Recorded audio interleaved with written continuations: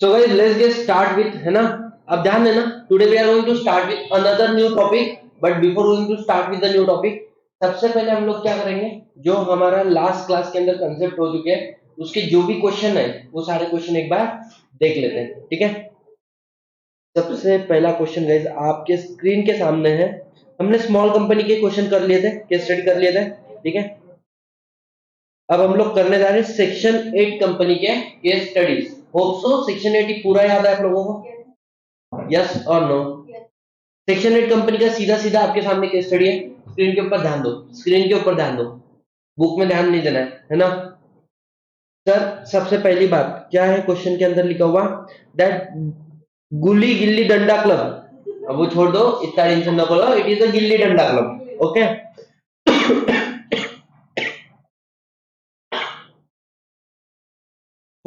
Form as a limited liability company under section 8।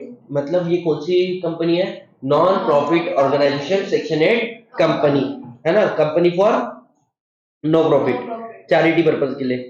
of the Companies Act 2013 with the object of promoting gilli danda by arranging introductory courses at district level and friendly matches। मतलब समझ में आया इनका purpose क्या है? गिल्ली डंडा के बारे में लोगों को समझाएंगे, बोले इसको अपना विश्व का, इंडिया का गेम बनाएंगे, बराबर क्या? लोगों को खेलना सिखाएंगे, छोटे छोटे मैचेस रखेंगे, कहाँ पे? At district level.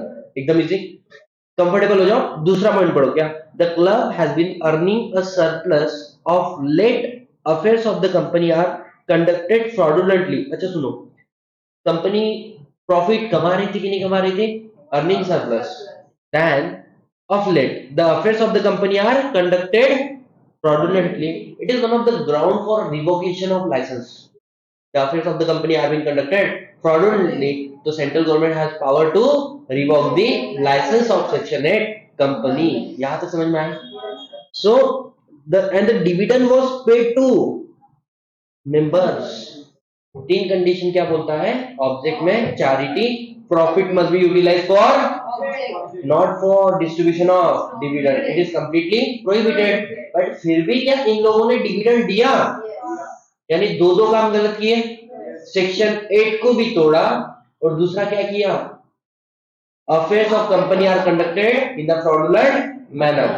आगे बढ़ते हैं।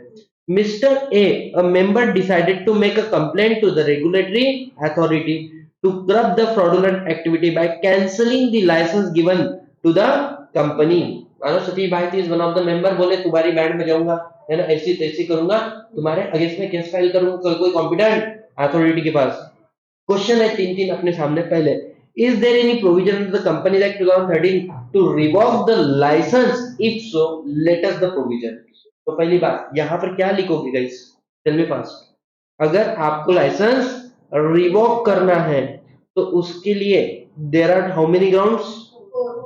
दो लो, चलो 4 ग्राउंड ना 4 ही करते हैं। हाँ, सबसे पहले आपने किसका कॉन्ट्रावेंशन किया? सेक्शन 8। सेक्शन 8 के कॉन्ट्रावेंशन, चैरिटी के बाहर जाके कुछ काम करना, प्रॉफिट अदर पर्पस के लिए यूज करना, या डिविडेंड डिस्ट्रीब्यूट करना, या फिर तुम कॉन्ट्रावेंशन कर रहे हो उस कंडीशन का जो किसने लगाई है? सेंट्रल गवर्नमेंट ने।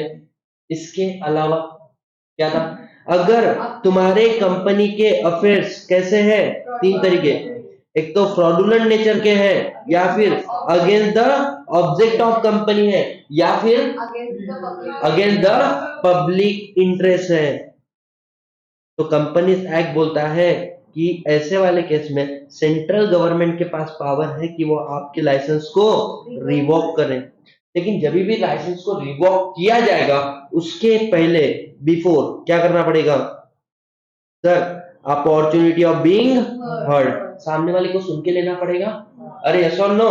तो ये हो गया आपके पहली क्वेश्चन का आंसर। सेकंड, वेदर कंपनी में भी वाउंड अप, कंपनी में भी वाउंड अप, कंपनी बंद हो जाएगी क्या? तो हम बोलेंगे सेंट्रल गवर्नमेंट जब आपकी लाइसेंस को क्या करते हैं? रिवोक करते हैं, तो उसके बाद वो क्या ऑर्डर पास कर सकते हैं? सबसे पहला, जात बाहर कर देना, मतलब कन्वर्ट करना, किसमें? एक तो प्राइवेट या पब्लिक कंपनी के अंदर। दूसरा क्या बोल सकते हैं हम लोग कि सर सेक्शन 8 कंपनी 1 और सेक्शन 8 कंपनी 2 जिनका ऑब्जेक्ट क्या है? सेम कास्ट वाले, सिमिलर ऑब्जेक्ट, इनका क्या कर देना, अमलगमेशन मतलब शादी कर देना। तीसरा क्या सर, सेक्शन 8 कंपनी को हम लोग क्या करेंगे, वाइंडिंग अप कर देंगे, वाउंड अप कर देंगे। समझ में आ रहा है? तो may be wound up, may be मतलब कंपलसरी नहीं है। समझ में आया कि नहीं आया? अब जब भी आपकी कंपनी होती है वाउंड अप, तो ऐसा हो सकता है क्या, that your asset is exceeding your liability. इसका मतलब आपके पास क्या है, this surplus either can transfer to another section 8 company having same object. समझ में आ रहा है? या फिर rehabilitation fund of insolvency bankruptcy fund. समझ में आ रहा है क्या? तो एक तो बोले कहां पे चल जाएगा, आईबीएफ में ये पैसा ट्रांसफर हो जाएगा। तीसरा, weather a Gulli Danda club can be merge into the can be merge with the strike private limited, एक पब्लिक कंपनी है। A company engage in the business of networking. Answer is, आपको नहीं लगता you are in the position to write the answer? नहीं कुछ तो जो summary हमने लिखा है वो समरी तो यहाँ पे लिख सकते हो ना। अगर कुत्ता भी लिखो तो काफी है। As on date we are just started with our courses. समझ में आ रहा है? तो जो मैं समरी दिया था ना, कुत्ता ही लिखो। अभी तुमने यहाँ तक पूछने किसने की सर अपने शब्दों में कैसे घुमाए, कैसे लिखे, आपका आंसर भी उतना ही होना चाहिए जितना अपन ने समरी लिखा है। समझ में आ रहा है? इस पे पकड़ तो लाओ। जब इस पे पकड़ आएगा, it is a matter of 1 and 2 lecture कि हम लोग लैंग्वेज को घुमाना सीख जाएंगे। समझ में आ रहा है क्या? जैसे फॉर एग्जांपल जो कीवर्ड्स होते हैं as per section 8 of the companies act 2013, अगर सेक्शन याद नहीं है तो as per the relevant provision of the companies act 2013 with respect of section 8 company. समझ में आ रहा है? विद रिस्पेक्ट ऑफ सेक्शन 8 आदि नहीं मानो। So non profit organisation with read with relevant rules, साथ में रूल भी है। अरे ये सुनो, तो ऐसे काफी सारे कीवर्ड्स मैं आपको बताऊंगा। Considering the fact of the case it is concluded that, तो घुमाना बहुत इजी होता है, लेकिन पहली बात कि आपको मेन प्रोविजन याद है, और क्या मेन प्रोविजन से आप कंक्लूजन निकाल पा रहे हो या नहीं निकाल पा रहे हो, ये सबसे इंपॉर्टेंट है। समझ में आया क्या? पहला क्वेश्चन अपना डन हुआ। उसके बाद में अच्छा सुनो, आपको यहाँ पर आंसर भी मिलेंगे, नहीं मिलेंगे ऐसा नहीं है, लेकिन ये जो आंसर है ना, ये मैंने क्या किया है, जो स्टैंडर्ड आंसर होते हैं वो नहीं है, रिलेवेंट प्रोविजन। अब रिलेवेंट प्रोविजन में भी सारे प्रोविजन नहीं, उस क्वेश्चन से रिलेवेंट क्या है, एक आधी लाइन नहीं छोड़ सकती वो।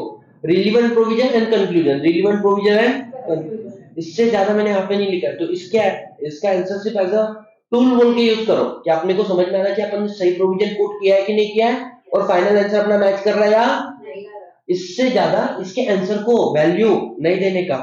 और मेरे को एक बात ऐसी लगती है हमेशा है ना, कि इंस्टीट्यूट के आंसर बोलो। अब मैंने तुम लोग अगर यहाँ पे देखो तो यहाँ पे क्या लिखा है, नवंबर 2021 mock test paper. Mock test paper institute of chartered accountant of India भी निकालती है, mock test paper institute of cost accountant of India भी निकालती है। लेकिन अपने मॉक टेस्ट पेपर जो आते हैं वो in the month of November नहीं आते हैं। इट मीन्स ये मॉक टेस्ट पेपर किसका है, सीए वालों का।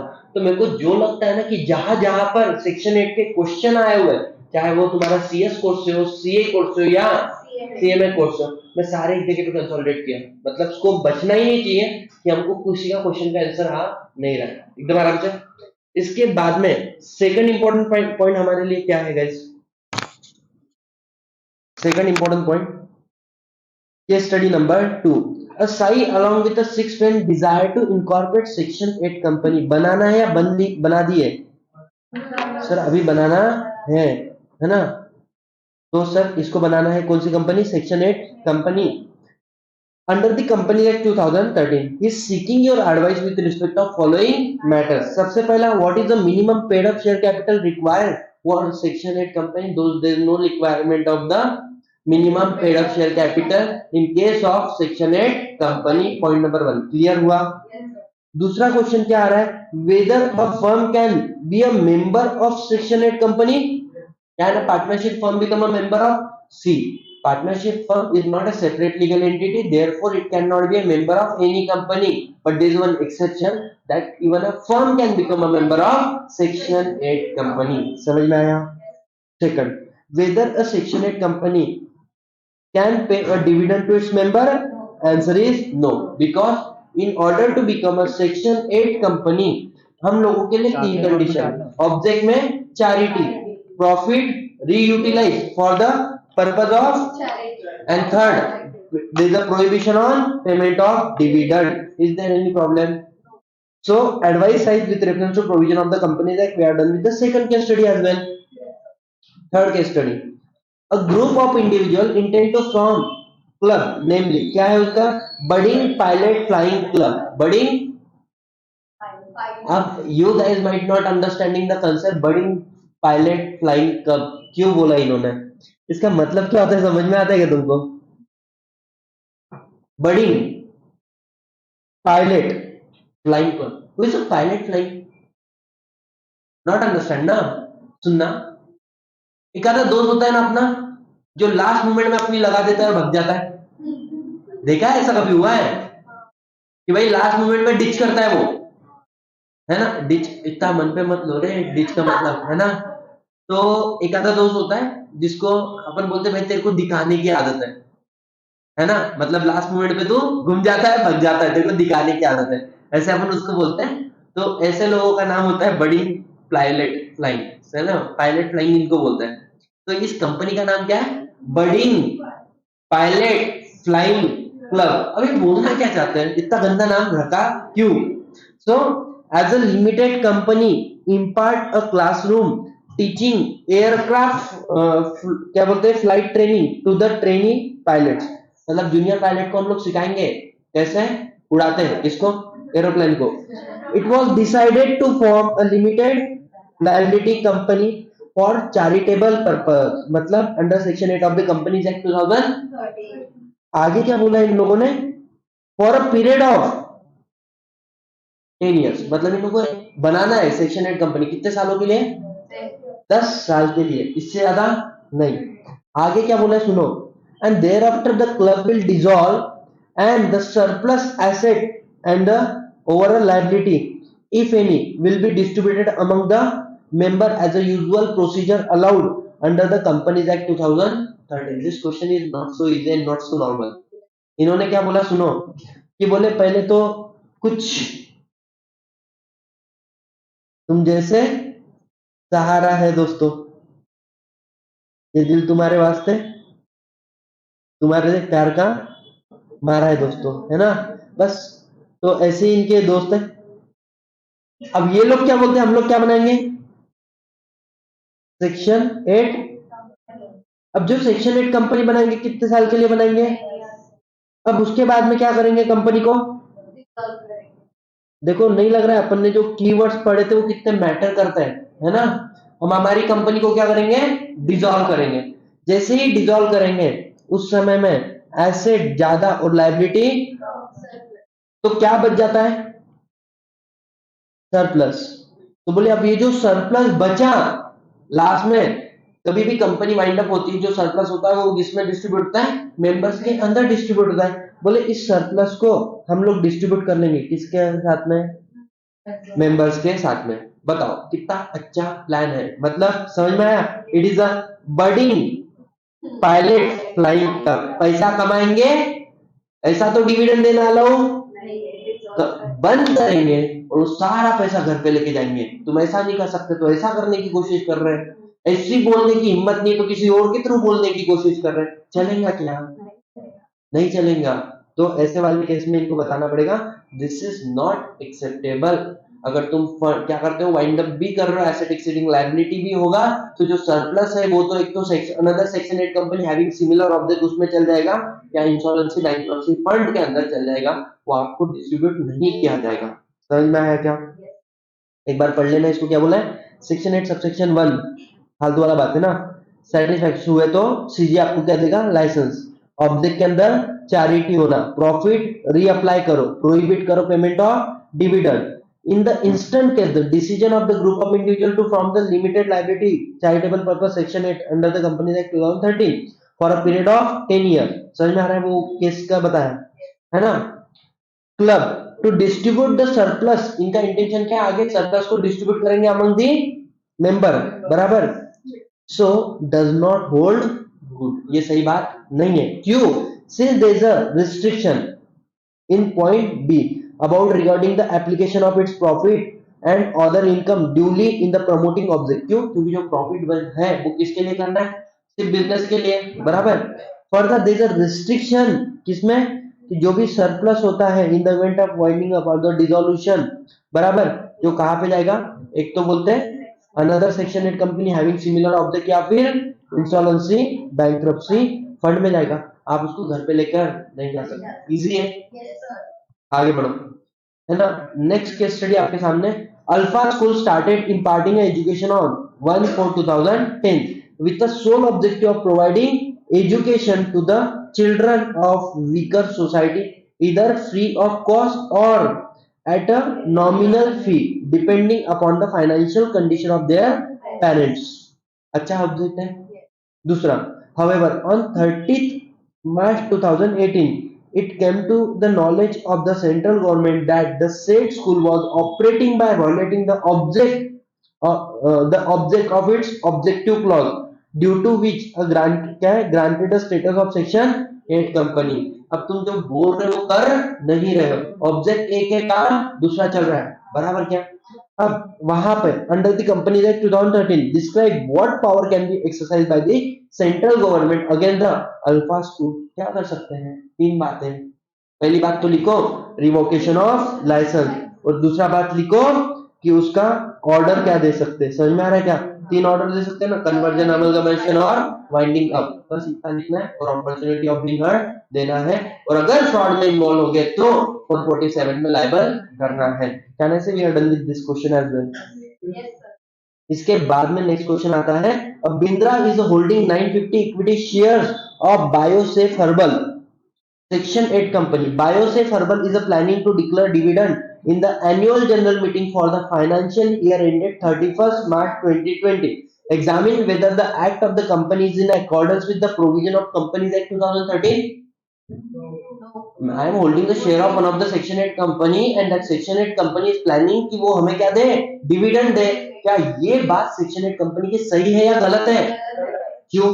बिकॉज सेक्शन 8 कंपनी की तीन बेसिक कंडीशन, जिसमें थर्ड कंडीशन बोलते हैं complete prohibition on issue of dividend.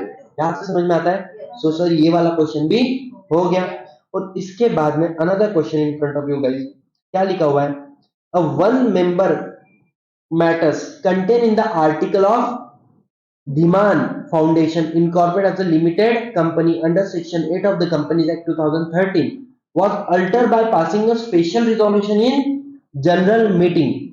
अब सुनो सुनो सुनो सुनो, क्या बोला है कि कोई हमने क्या किया? This a document called article of, अब उस आर्टिकल ऑफ एसोसिएशन को हमने किया change by passing special resolution in general meeting. इतना ही बोला अभी तक, समझ में आया है? आगे बढ़ो, क्या बोला हुआ है? Thereafter, the intimation of the same was given to ROC। अब आप ये बात किसको बता रहे हो बाद में?